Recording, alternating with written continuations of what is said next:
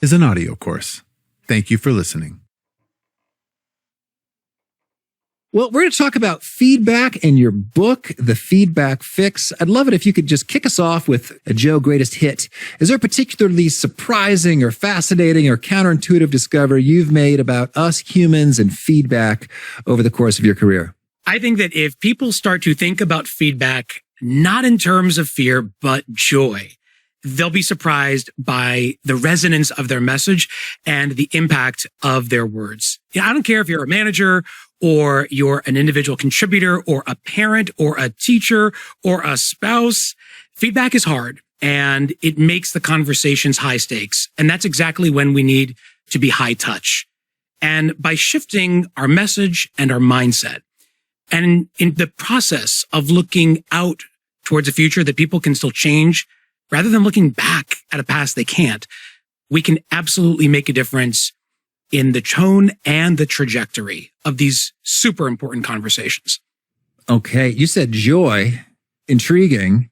I guess we're going to go into a lot of detail about some feedback things, but any quick perspective on how do we get more joy on the receiving end of feedback? Is there a mindset that is optimal for us? It's to look at feedback not so much as a gift, which you hear a lot from people, and it's not wrong, it's not bad advice, but I tend to think of it more in terms of a deposit. Because a gift you can return. The gift doesn't have to be something you like.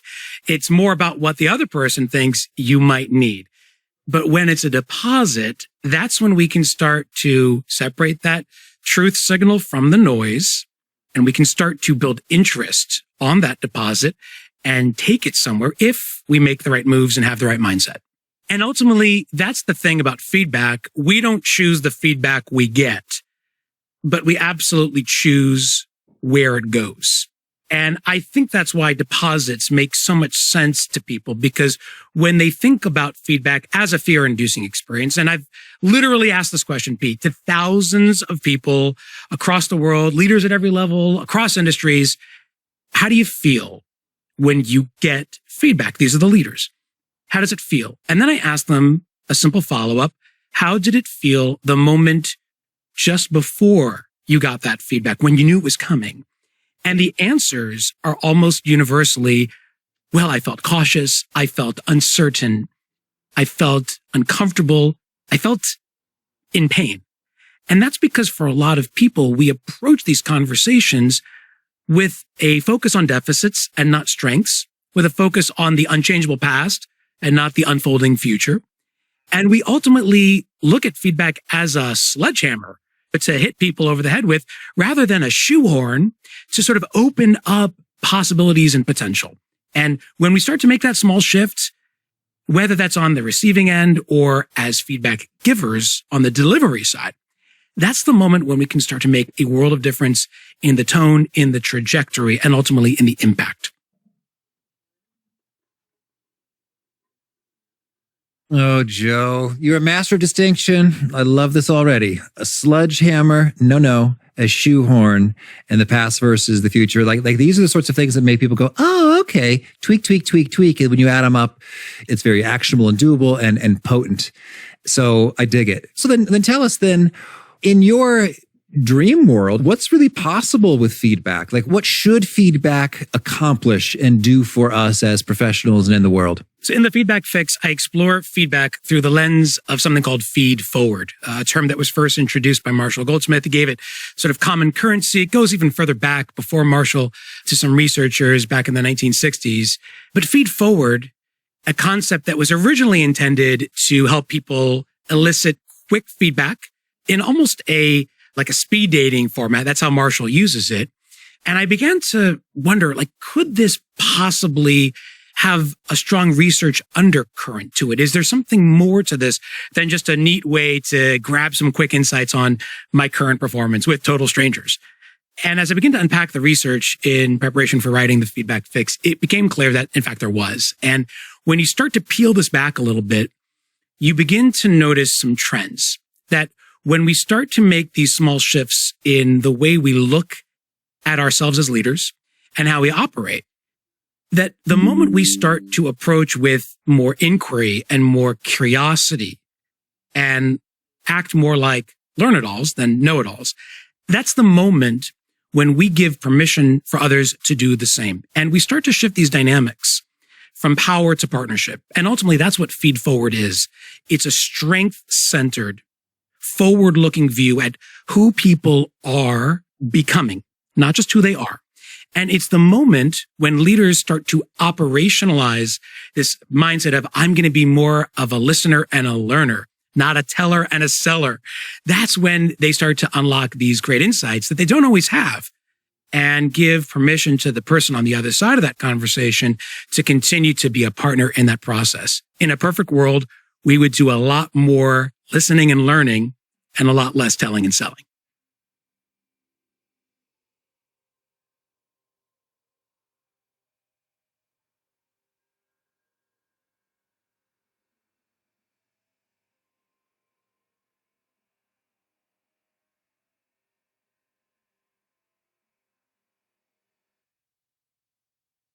You say right now, in contrast, traditional feedback is, you say, broken. Can you give us the rundown on what's not working when it comes to feedback in this day and age? What's not working right now in professional settings, feedback? So you really have three problems with traditional feedback, which happens infrequently, which focuses on a past that people can't change, and ultimately is preoccupied with weaknesses rather than strengths.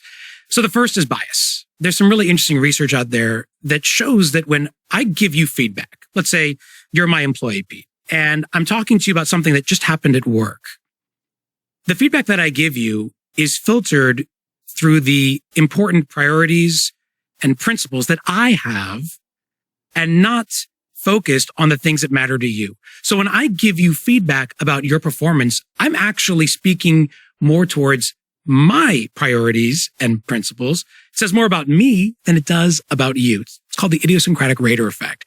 And there's other cognitive mind traps that slip into this process, focusing on people's past and holding them to it. Recency effect. The most recent thing that happens takes center stage. Or sort of the opposite of that, spillover, where we chain people to their past performance. We don't ever let them get out of their past mistakes or missteps. Or halo or horns, or, looking at people as either all good or all bad and filtering it that way. So you have big problems with bias. And that's even before you get into other biases about people's backgrounds and who they are and where the life experiences they bring. And it's a messy, messy picture. The other problem is blindness. And especially today, work is more complex and less visible than ever before. And that's one of the great upheavals of the pandemic. As people started to leave their offices and go work from home, work became less visible, but it also became more interconnected.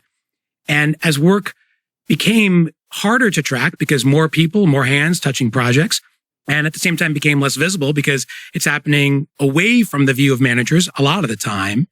So it's very difficult for managers to have all the insights and all the answers that they might have once had.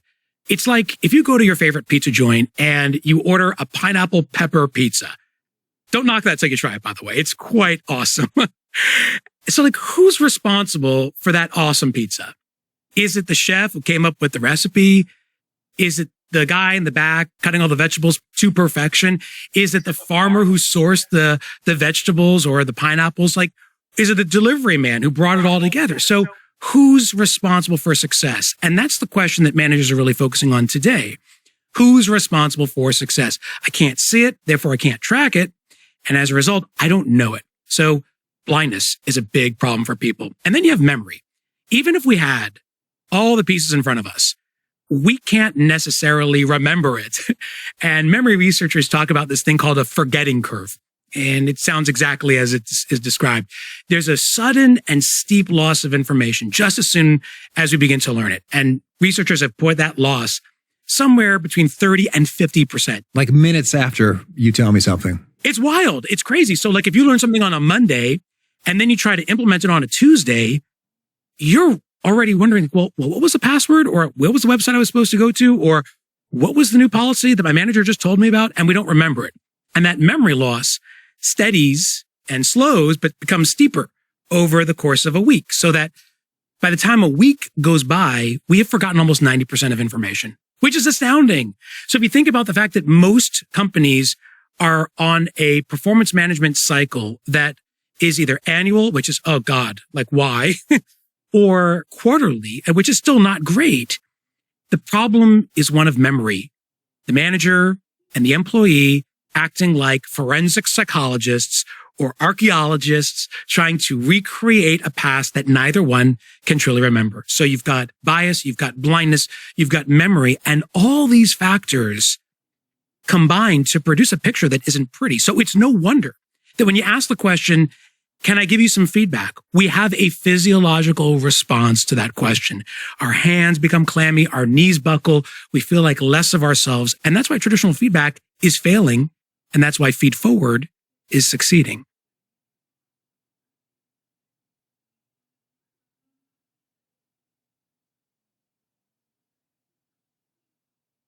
So that makes sense right then and there. Like even before we talk about how you say it, like just the content in and of itself is going to be inaccurate and incomplete. So it's like roll the dice. Let's just see what's going to happen. And that naturally makes us pretty uncomfortable, like a huge dose of uncertainty. And it's personal.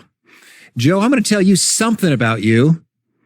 It's going to have some implications about your future and your prospects. You don't know what it is. And it may or may not, but likely will not be accurate.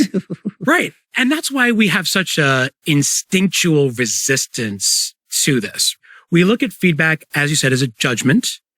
And it's not just about our work, it's about ourselves. We also don't take it very seriously because we don't think it's accurate. And that's why if managers were to approach the conversation with greater humility and greater curiosity, to act, as I call them, as mirror holders instead of window gazers, as people whose job it is to simply enlarge and expand the view of another person rather than to tell and sell the other person on what they think has happened, then we're going to have a different conversation. So it really starts with this mindset.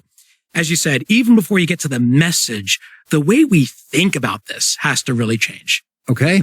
So then how does one be more of a mirror holder? So it does start with that shift in thinking about what is my role here? If a manager says, my job is to solve a problem, my job is to force a change, then you're going to be frustrated because, as we said, you don't have all the answers and even the data you have may not be good. So instead of trying to tell and sell, ask the other person for their perspective. And this is where approaching with that learn it all mindset, a sense of curiosity and wonder can be super helpful. So that's the first step, is to start to approach more as a partner and less as a power broker. Once you do that, though, the message really has to shift from I'm trying to fix you to I'm trying to frame the problem or frame the issue. And when we start to act as framers and not fixers, that's a resonant message for people because rather than tell them what to do, we're trying to unlock an insight that they already have and hold. And in the Feedback Fix and in the work I do with organizations, it becomes very clear that you don't need to overhaul your whole system, right? With small shifts in how we shape these conversations, we can actually have a dramatic impact. And it really starts with operating with a simple belief that my job is not to force a change, but rather to provoke an insight. And you as the person on the other side of this conversation, you have answers that I may not have. You have insights that I may not possess. And if I can do a little more to engage you as a partner, to have more of a dialogue rather than a judgment, and to focus on the things that are really important to you and the moments where you were successful and to build on that, then we can start to have a conversation which is focused more on truth. It's focused on clear goals. We talk to people as humans. We don't focus on them as numbers.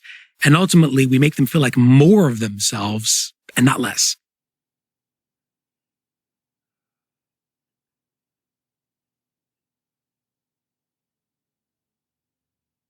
So now I'm curious in practice. Let's say I love it. I want to feed forward. What are my action steps? What do I go do? So one tool that I love sharing with clients is something called a feed forward wrap. So this is a wrap as in like the sandwich, right? Or more appropriately, the opposite of that praise sandwich, which, oh God, we have given so many times and probably would just like to do without a little bit more. So the big problem with the praise sandwich is that it tends to be very meandering. It doesn't really address the issue.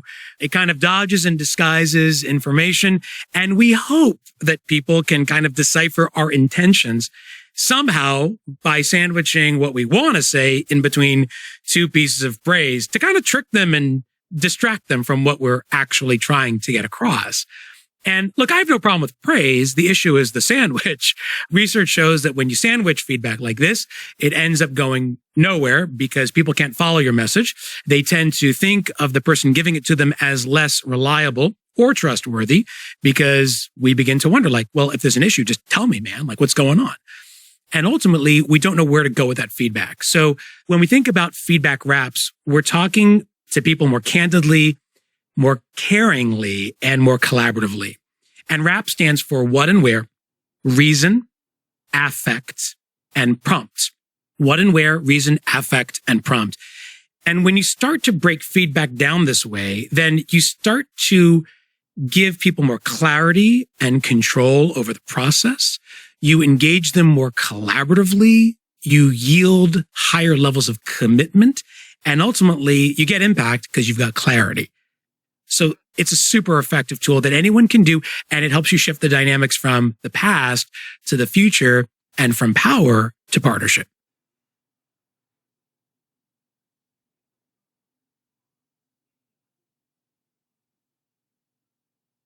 So can you give us some examples walking us through the what and where, the reason, the affect, and the prompt? Yeah. So let's say I have a tendency to talk over people in meetings, and you as my manager, Pete, have noticed this, and you got to bring it to my attention right away because other people on the team, they're coming to you offline and they're saying, Joe won't shut up. I mean, literally in every meeting, the guy is cutting me off and like can't get my ideas out there. So you pull me aside, you say, look, Joe, can we talk? I want to talk to you about something that happened in the meeting yesterday. A couple of people felt like you had cut in when they were sharing their idea for how to engage this client. So that's the what and the where. Now, why is that important? Because if you just say to me, Joe, can I give you some feedback in this vague, amorphous way? Then my mind starts racing and bracing. And when you look at brain scans of people who are asked that question, can I give you some feedback?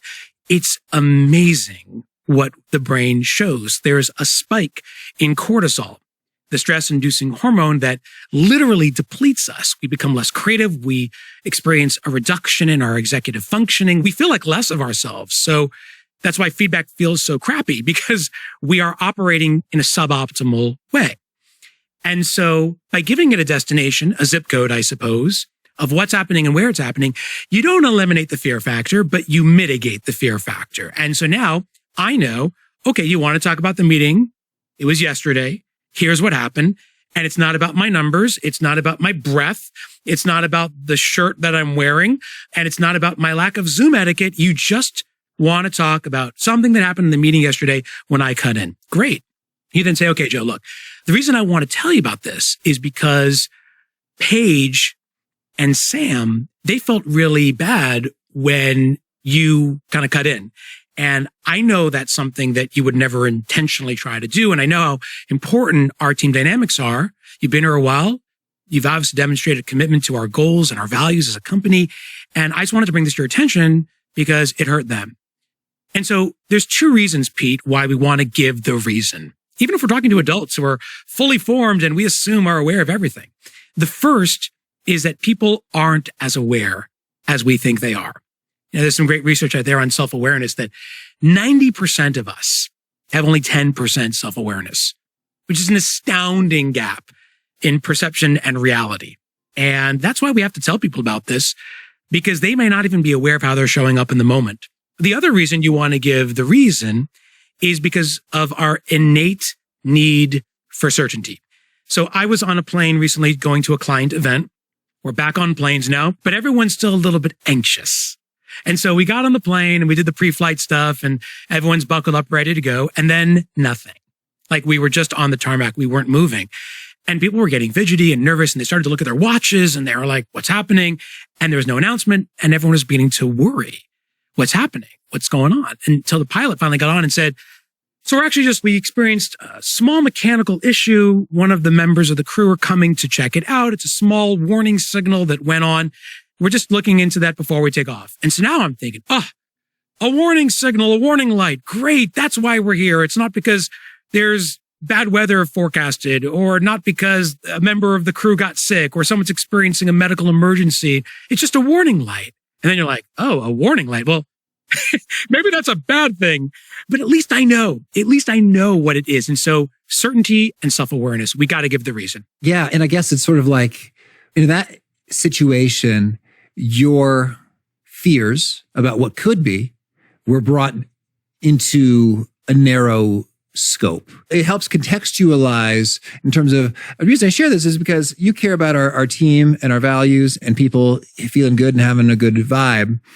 And I want to help you accomplish that as opposed to, and the reason I'm sharing this is because, as you know, layoffs are coming and this quadruples the odds that you're going to be out of here. Some people freak out, I think, because we talked about certainty and how spooky it is because it could be anything. Can I give you some feedback? Can be anything from you're fired to you're the new CEO.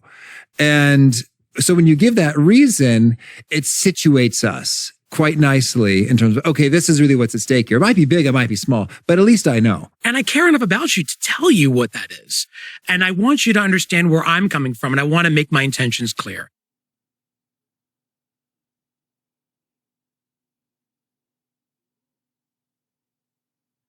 So that's good to start. But a lot of feedback operates with those two assumptions in mind.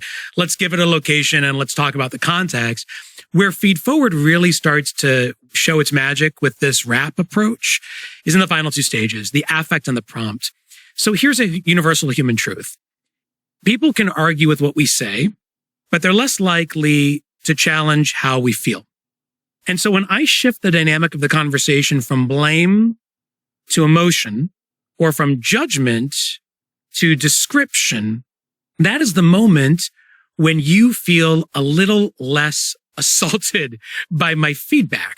And so if I were to say, look, the reason why I want to have this conversation to you and the reason why it's important is because I felt badly for Paige and Sam, who in that moment looked a little defeated and a little frustrated because when you cut in like that, Joe, it was really hard for them to retrack and recoup.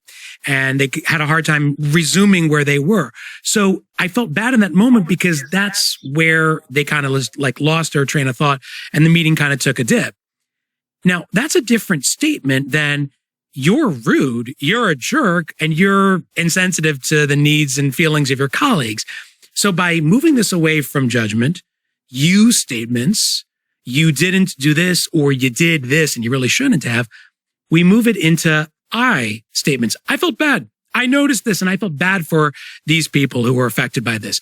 And again, here's where we're really moving it out of the high stakes context and we're shifting ground to a place where people can approach more humanly. And they can say, oh, I wasn't even necessarily aware of that. I'm really sorry. Like that wasn't my intention.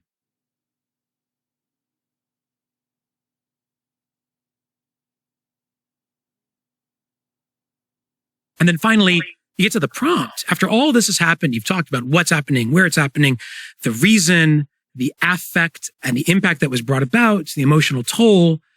Here's where Feed Forward is so powerful, Pete, because this is where we operationalize that mirror holding that we talked about before, that listening and learning, and we give the control of the conversation to the other person. And we say, okay, so what are your thoughts on where we go from here? What do you think? What do you think we should do?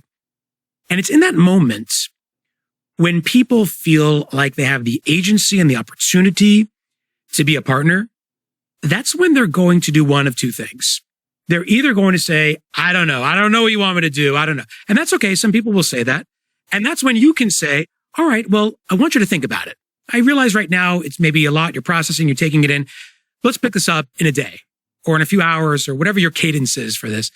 But still with the assumption that I want to hear from you. I want to know what your thoughts are. Or the more likely scenario that I've observed, and I've workshopped this in real time with teams, and I've seen this almost all the time, people will have an answer at the ready because we are closest to the problem, which means we're also closest to the solution. And that's when we can come up with an idea. And by the way, the ideas that others will come up with are very close to, if not the same as the ones we would have proposed ourselves, except now they belong to the person who suggested them, which means they own them, which means they're going to act on them, which means they're going to feel a greater sense of responsibility towards them. So we built commitment where there could have been concern. We've created partnership where there once was power. We've created agency where there might have just been accountability. And we've shifted the whole dynamic from I know better than you to you can do better for yourself. Let me just try to help you.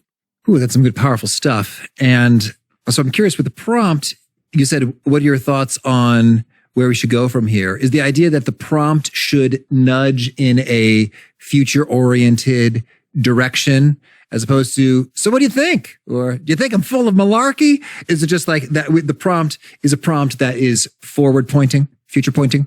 I think it's both. You're making a great point. It's very nuanced. When you ask that question, you're really asking for two things. Do you accept my premise? And do you have ideas? So one really neat thing that has happened a lot is when managers ask this question, a lot of times they'll skip step one, which is, does the person accept my premise? Usually the person will, because it's presented in a way that is non-judgmental and very descriptive and focused.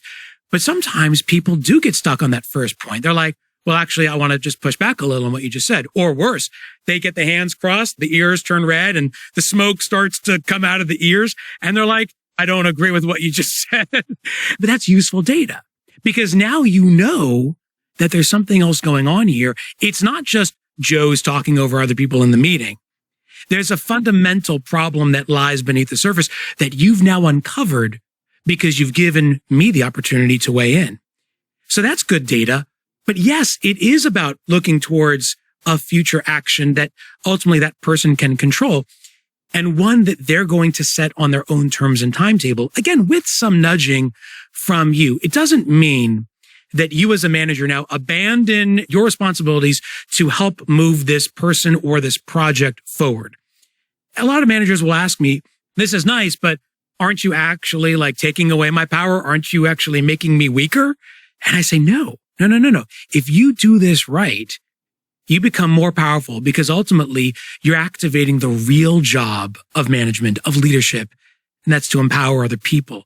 We have the power as leaders every day to empower others to find and to feel their best selves.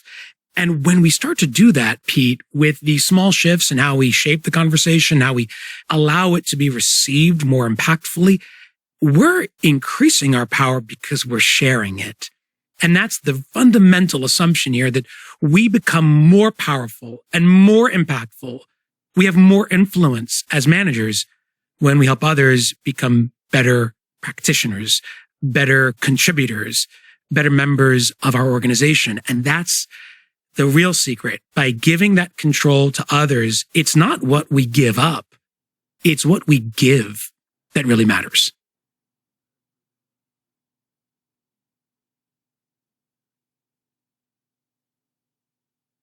And I suppose we can do this wrap thing, not just when we're quote unquote correcting something, but also when we notice something that was awesome.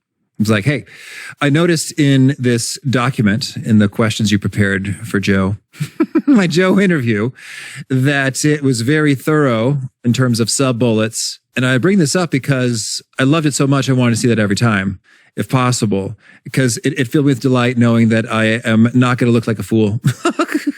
In having this conversation, I was very well prepared.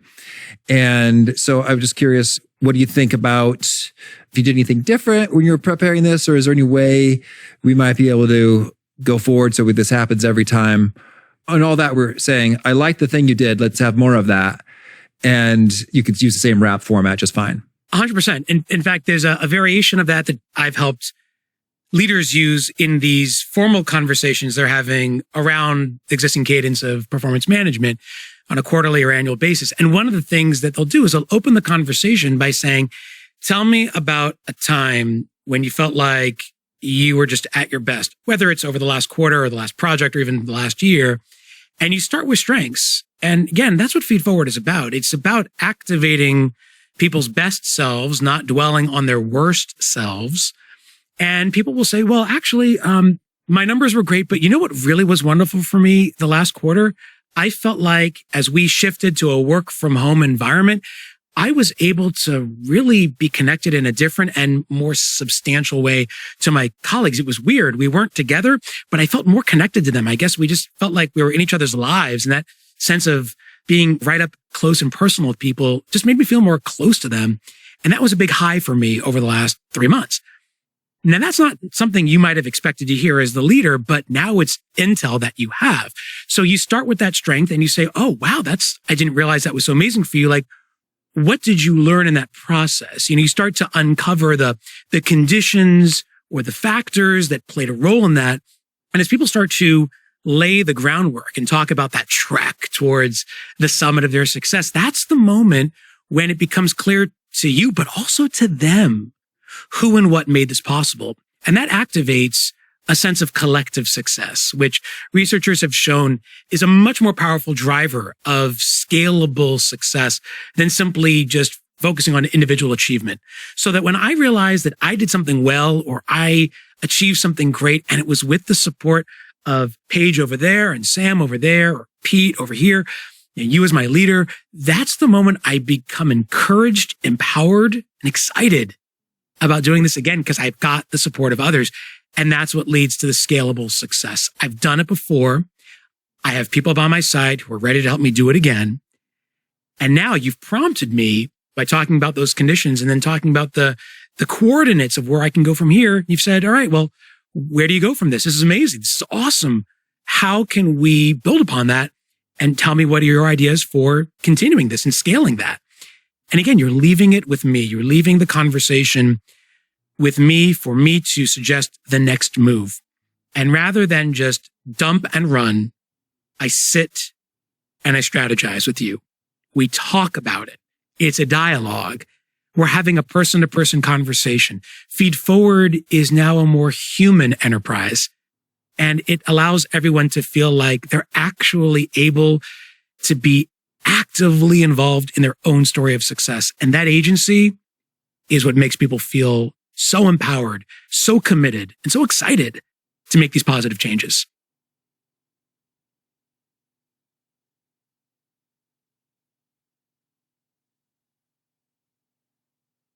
Well, tell us then, if we're not the manager, but the individual contributor, or even if you are leading people, but you want your boss to share some of this good stuff that you're not getting, how do you recommend we encourage and ask for useful feedback or feed forward so we continue learning, growing, and becoming all we can be? Yeah, I definitely think it starts with knowing what kind of feedback, right? So it's not just, can I have feedback, but knowing the type of feedback that you want. Is it corrective? Do I need guidance from you on how to fix something? Am I doing this right? Is it coaching or developmental in its nature? I'm having a problem with Paige. Can you help me? Can you give me some advice on how I can navigate that relationship? Or sometimes you're just looking for an attaboy, like, hey, look what I did, and I want some praise. And even if it is a sandwich, I don't care, So knowing what kind of feedback you're after will help the person who's giving you the feedback know what kind of feedback you want. So be clear on your expectations, and they'll be clear on what they give you. I think the other thing is to really be careful about separating the signal from the noise, right? So you ask for feedback and maybe you get the feedback you weren't expecting. Maybe it's a little more negative or corrective in nature. And you're like, ooh, that's a downer. I was coming to Pete for praise and instead I got a lecture. So what do you do then? So that's the point where you want to put aside the emotion. It's hard. So if it can't happen in the moment, you maybe schedule another time to talk it out. But you say, look, I'd like to learn more about this. Start to ask what I call light bulb questions, things that give you more insight into what the person was telling you or meaning to tell you when they said it. So a good example of a light bulb question would be like, how often are you seeing that? Have you noticed this before? Am I doing this a lot? Just gather information about that so that the light bulb starts to go off for you so that you know what's going on. But then you want to funnel a little bit with these funnel questions. And I love funnel questions because it allows the person who's giving you the feedback to be more specific about it. The problem with traditional feedback, we talked about a bunch of issues, but a big issue for a lot of managers is that they either feel it's an all or nothing proposition. I either have to throw everything at you at once and unleash a torrent of feedback and information, or I'm going to be very selective and even a little bit stingy with the feedback that I give you. I don't want to give too much because I'm worried about rocking the boat or saying something that's going to upset you. So we have to try to help them size and shape the feedback just right. And that's where the funnel questions come in. Asking, and this is my favorite one, okay, so you've kind of told me what's going on. What's one thing that I can do to change the situation or to improve or to get better at this? Now, by asking that question, what's the one thing? You've made it easier for them to tell you what to do. That takes the chances of them of dumping and running and really reduces that by major order of magnitude. But more importantly, it's given you now just one thing to do. And we can do one thing. We can act on one suggestion. We can make one shift in how we interact with our colleagues or how we think about our work. And so asking that funnel question is critical because it allows us to become more aware of what's happening and what to do with it next. And then finally, widening that feedback loop. Because even when we have clarity, it can still cause a lot of pain. We know what has to be done, but we're still nagged by the problem of, I don't like the person who gave me the feedback or trust that person. And so immediately I'm like discounting what that person said. So going outside that conversation to a trusted friend, a colleague, a spouse, your mom, whoever it is going to help you process this information with more objectivity and less emotion. That's going to help you separate facts from feelings, tone from truth, and baggage from opportunities. And that's really where we want to go with that. So become a feedback magnet and do those things, and it will become a little bit easier to get the feedback you need at a time when you need it.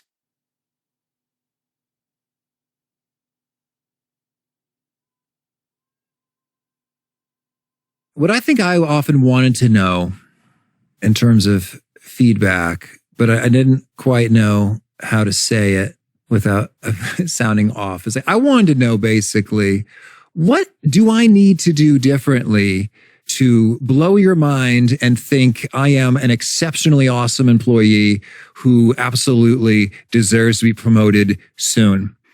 That's what I wanted to know, but I didn't know if I could ask it like that. Or, okay, Joe, feedback master, how would you recommend I ask a question like that? Basically, I want to know, hey, the show's called How to Be Awesome at Your Job.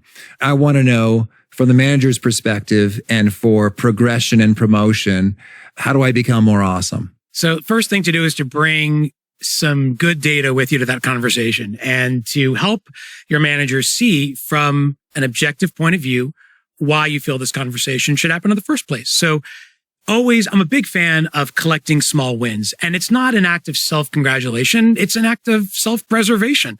It's what we need to do to continue to grow and evolve in our work. So keep a little list of wins. Maybe it's an email folder. Maybe it's an app you use, but just track your wins, whether that's a work win or that's a relationship win, something you've done to contribute to the values of your organization. Keep those because you'll want to bring that data. And you'll say to your manager, look, I'm proud of what I've done.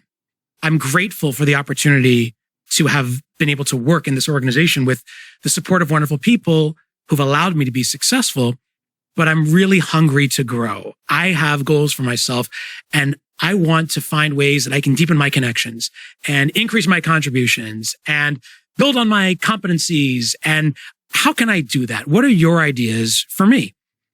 And your manager will be like, wow, first of all, I agree with you.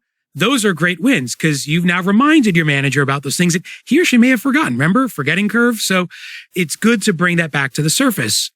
So now that you've kind of sort of warmed the conversation with that data, that's when I think you'll impress your manager by saying, look, I'm all in on the contribution. I'm all in on the development. I want more than anything for you to help me reach that next level of success so I can continue to feel like I'm deepening my contributions to our organization and to our team. So what are your ideas for that? Again, prompts.